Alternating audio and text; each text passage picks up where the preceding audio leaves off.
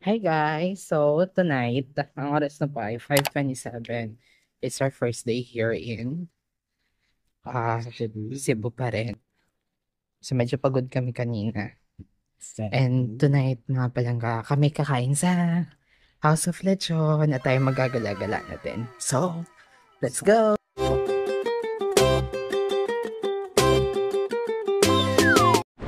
So ito yung accommodation namin sa hostel.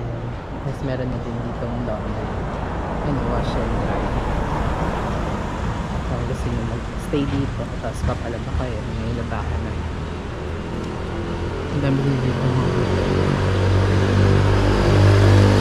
Ayan, so ngayon, hanapin namin yung House of Lechon. House of Lechon. Oh, ayan. So tawid na tayo. Ang dami na rin mga building dito mga palangga. Maganda sa accommodation namin mga palangga kasi madami ng malalapit na establishment like Jollibee kung May dole pala dito. gusto nyo mag Jollibee. Wala lang, tara na May dole dito kung gusto nyo magpa-dole. Ay, grabe yung ano. Mga wires. Tapos may ano din dito mga palangga, mga grab food. So kung tiyatamad kayong pumunta sa restaurant, so pwede din kayo magpa-deliver. May mga grab food. May mga ano din sila dito, yung mga angkas, ganun. So para na rin siyang talagang parang Manila na din siya. City na talaga. So we're walking here in the street of Cebu City. Maganda siya, hindi siya yung makalat, tsaka maliwalas siya mga palangga. Parang hindi mo feel na nasa probinsya ka, ganun siya. May mga jeep, may mga bus. Ano pa, Ayala pala diretso ng Ayala. Direct lang, bang Ayala yan. May food panda din dito. Ang dami na dito ang establishment mga palangga. Pati yung mga nagpapatayo ng mga condo. Ganun. May Angel's Burger. Nahanap pa rin namin yung House of Lechon. Ayun. Mali yung tinuro ng Google Map. Google Map ba yan or ano? Sa map Sa iPhone. Yung maps ng iPhone. Map ng iPhone. Mali yung tituro niya na location. Pero malapit daw dito, sabi ng lalaki. So, lakarin na namin. Alright guys, finally nahanap na namin yung House of Lechon. Dami din tao. House of Lechon. Tara, pasok tayo sa loob. At kami kakain ng lechon. Gusto mo yun? Napas na kami sa loob. Ang lawak niya. Good evening po. So kami mag-order. Dito din ako. So ito yung kanilang menu. Special car. Ito pala yung car na sinasabi. Lechon, spicy lechon. Para masarap yung spicy lechon. Ito, 425 good for 1 to 2 persons na. Tapos, may noodles sila, appetizers, noodles, kinilaw salad, tsaka soup. Ano yung sa kabila? Kung gusto nyo vegetables, meat, seafood grill, desserts, rice, and beverages. Order na kami. So, ang order namin yung car lechon. Tapos yung, utan na sinabawan. Tapos rice na kami, tsaka ice tea. Yun lang. Ang ganda dito. Madaming tao, pipuntahan talaga siya. Ano yung ice tea namin? Waiting lang kami sa main food. Main food. Ayan, ganda ng vibes dito. Hindi masyadong crowded. Lagi may space. few minutes later. So ito na guys yung aming order. Ito yung lechon.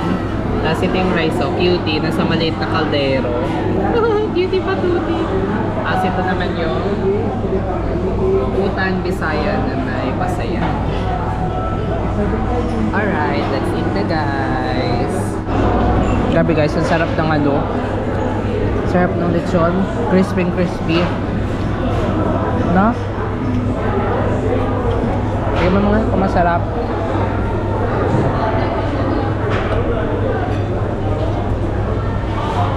Sarap.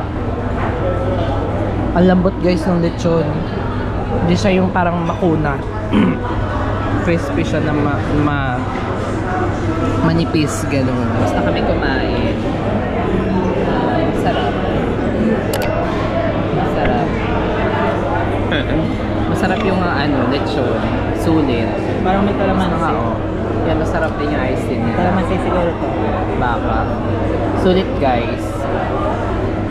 Hindi spicy yung order namin kasi wala nang spicy. Pero meron namang sauce. Tsaka sarap. Crispy talaga yung lechon. The best. The best dito yung lechon. So ito na yung bill namin guys. 390 sa lechon. 160 doon sa vegetable. 140 sa garlic. 140. So 830 lahat. Okay. Babayaran na po namin. Ito nila ginagawa yung lechon nila. Oh. Ang galing. Hi guys! Ayun, nakalis na kami ng House of Lechon. Now, we're going to find 7-Eleven kasi bibili kami ng toothbrush, toothpaste. Yun lang muna kasi meron namang shampoo tsaka shampoo at tsaka soap sa hotel. Parang ang bilis ng music. At deodorant na rin pala tsaka yung mga kailangan pa namin. Okay, so nakita na namin finally yung 7-Eleven. Bilip ko muna kami toothbrush. 7-Eleven snacks. Alright guys, tapos na kami mamili sa 7-Eleven ng toothbrush, toothpaste. So ayan, kami naman ngayon ay maghahanap ng spa kasi ang daming ng aming likod. Daming lamig. Ganda dito. Golden Prince Hotel and Suites. Suites. Ito din. Ang dami dito mga hotel guys.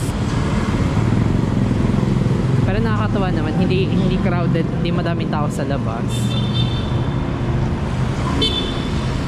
Ang ganda talaga nitong pagkakagawa ng hotel. Oh, may Concentrix din dito. Hi Concentrix. Saan yung spa?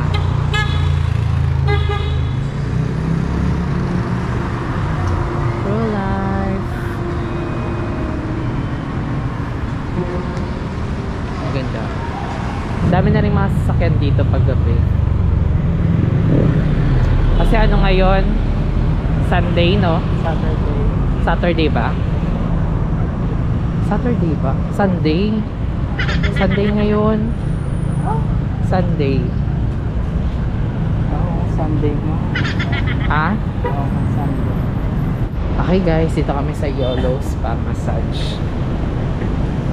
Papa-massage muna kami. Dito na kami sa loob. So, pinili namin is yung massage with ear candle.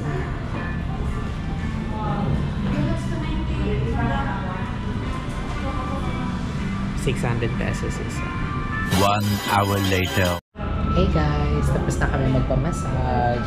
Sa feeling, natanggal yung mga lamig-lamig ko sa likod. At meron silang dirty. Nabigyan naman kami ng tip.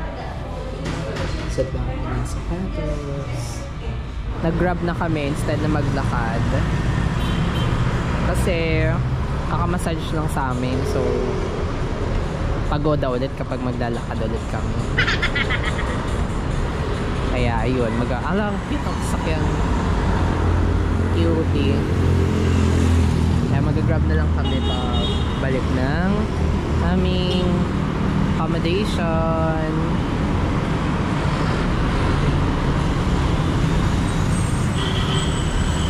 Dami nagpapamassage dito. Yan, dito sa YOLO Spa Massage Sarap na massage niya. Yung sobrang light lang na massage. Dati grabe, puro talo. Akin light na light lang siya. Narinig ko talagang tumunog yung leg ko. Eh? Maganda. Alright guys, so we're back. So that's it for tonight. Ang oras na is almost 9. Walang dilim. Almost 9 PM na. So kailangan namin magpahinga kasi maaga pa kami bukas. Like around 3 AM. Kailangan namin mag-ayos ng gamit, maligo kasi pipick upin kami tomorrow ng 4 AM for our day 2. So that's it for this video. So ang ganda ng Cebu City. Alam mo yun, yung parang hindi siya hindi siya magulo, hindi siya maingay, no? Ayun lang. So please like and subscribe din po for more videos and also for our next Cebu travel video. Bye bye. Bye ka na. Bye.